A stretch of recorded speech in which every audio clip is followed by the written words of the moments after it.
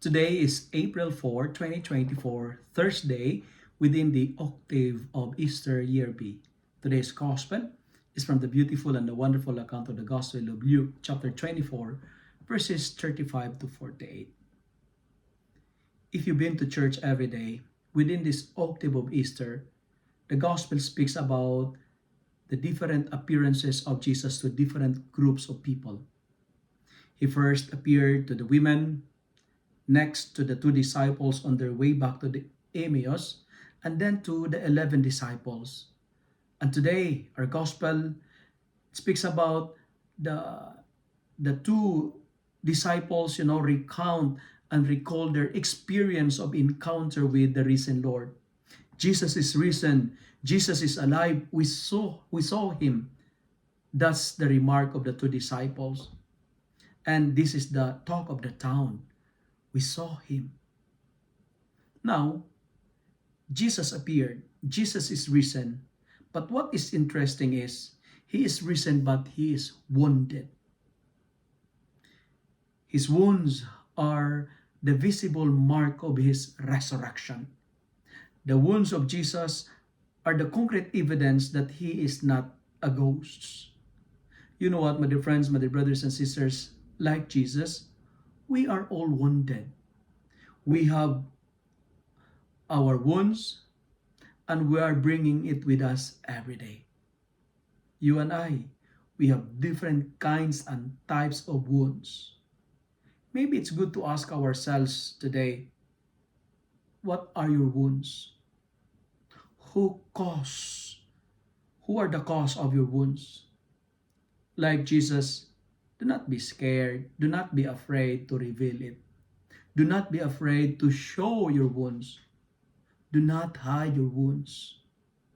Showing our wounds, revealing our brokenness, is a healthy process towards recovery and healing.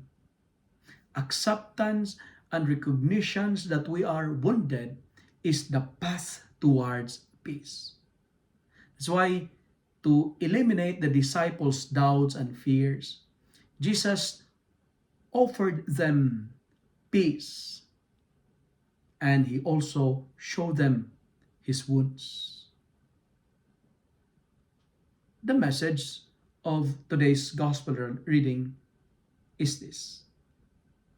Let me share 3 P's.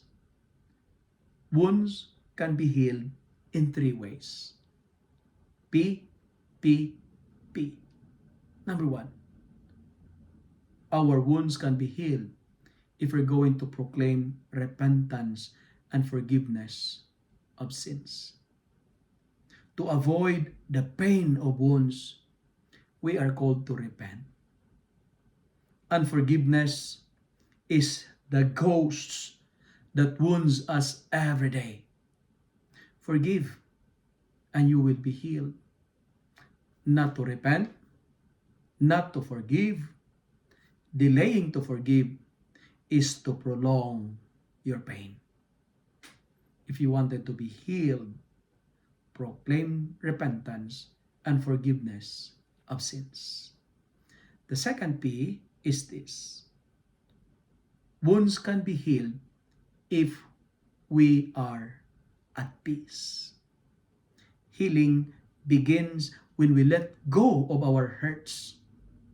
Healing begins when we let go of our traumas. Healing is possible if we learn to accept the failures and weaknesses of others. Friends, be at peace and your wounds will be healed. And finally, be proud of your wounds. Show it. Do not be afraid to reveal it. Why? Because our wounds are stories of love. Wounds are product of mercy and fruit of our compassion. We are wounded because we are merciful, we are compassionate, and we love others. Friends, if we are not healed from our wounds, we will always be haunted and visited by a ghost. The ghost in us is our wicked ways. proclaim repentance, forgive people's sins, and accept your wounds. Because, as what I've told you, wounds are products of love. Wounds are stories of love, and it is a product of mercy. If you love and like this reflection, kindly share it with your friends, share it with your family, make the Word of God viral so that many will be blessed. Amen.